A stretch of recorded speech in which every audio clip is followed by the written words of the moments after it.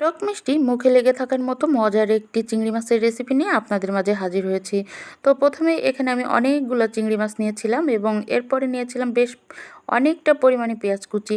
তো পেঁয়াজটাকে আমি সাদা তেলে কিছুক্ষণ ভেজে নিচ্ছি। তো মোটামুটি লাল লাল হয়ে যখন এসেছে তখন আমি এলাচ, দারুচিনি, গোলমরিচ এখানে দিয়ে নিয়েছি। এরপরে আমি দিয়ে নিচ্ছি আদা বাটা, জিরা বাটা এবং পেঁয়াজ বাটা।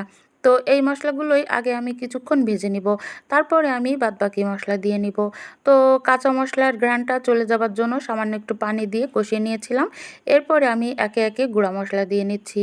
তো এখানে মরিচ গুঁড়া, জিরা গুঁড়া, ধনিয়া গুঁড়া, গরম মশলা পাউডার আর দিয়ে নিচ্ছি স্বাদ অনুযায়ী লবণ, হলুদ। তো সব মশলা দেওয়া হয়ে গেছে। এখন আমি খুব ভালো করে মশলাটাকে কষিয়ে নিচ্ছি। তেল ছেড়ে আসলে এখানে আমি রেখে দেওয়া চিংড়িগুলো দিয়ে দিচ্ছি।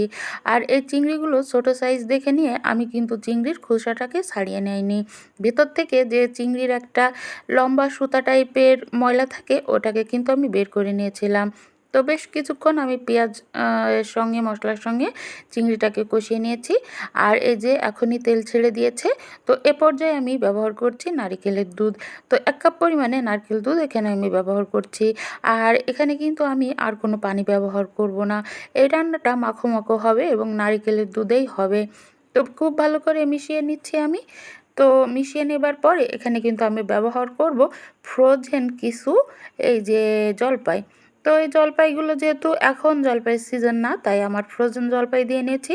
আর সামনেই তো শীতকাল, আপনারা চাইলে শীতের সিজনে জলপাই দিয়ে চিংড়ির এই রেসিপিটি ট্রাই করে দেখতে পারেন। তো এখানে আমি লাস্ট পর্যায়ে ব্যবহার করছি ১ চামচ চিনি।